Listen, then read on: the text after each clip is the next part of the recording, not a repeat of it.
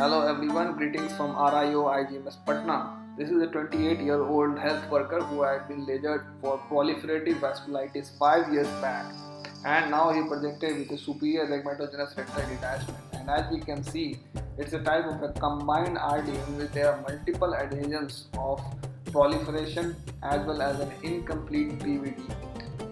We can see in the superior break, there is a break in the retina near the equator in the superior retina with regressed fibro vascular frond, and we can also see laser marks all around that. And along with it, what we can see is the various ghost vessels which are present due to the past healed vasculitis. This patient was taken up for the surgery, and we progressed with the usual step of core vitrectomy. And once we have completed the core vitrectomy, now we will go on for staining the vitreous with triamcinolone acetonide. What we can see is that we are trying to do a complete core vitrectomy along with peripheral staining. And now once we are satisfied that we have done enough of core vitrectomy, we inject triamcinolone acetonide into the vitreous cavity, and once we have taken out the most of the triamcinolone acetonide crystals, we can see that how beautifully the triamcinolone acetonide has stained the cortical vitreous, and also it manifests the different points of adhesions of the cortical vitreous with the retinal tissue. Now, in this case, all the adhesions could be removed very simply by just using the vitreous cutter and the aspiration.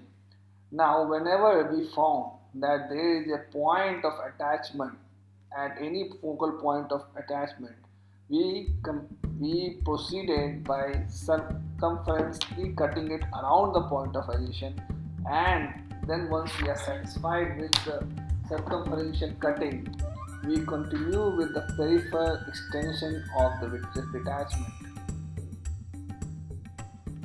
We continue to extend the detachment of the cortical vitreous to the periphery as long as possible until we encounter tight adhesions to the retina and detachment of these can induce to break. We can see that after detaching of the peripheral vitreous in the inferior retina, there are few points in which there has been hemorrhage on the retinal surface, indicating the points of attachment of the vitreous to the retinal interface. In this case, as we had discussed in the past, that we are able to use the cutter just to induce a PVD, and we don't require any bimanual dissection or using a chandelier light or use of the ILM filling forceps. But as we know that all these things can be required while handling a case of combined RD. After completing a satisfied peripheral detachment along with peripheral detachment of the vitreous, we continue for our peripheral space saving with indentation. I use one of my assistant to indent and continue with peripheral saving.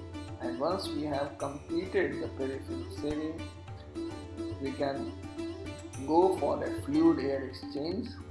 We dithermize the edges so that it's visible. It is quite posterior, as you can see, just beyond the vascular arcade. And once we have completed the fluid air exchange, we go on for peripheral PRP in areas in which previously the PRP was not done, and we can see that a lot of areas in the inferior retina was not lasered. Most probably at that point of time there must be an inferior vitreous hemorrhage which might have precluded the lasering of those areas, and we continue with adding PRP areas in which we find that there is incomplete laser. Thank you for watching this video.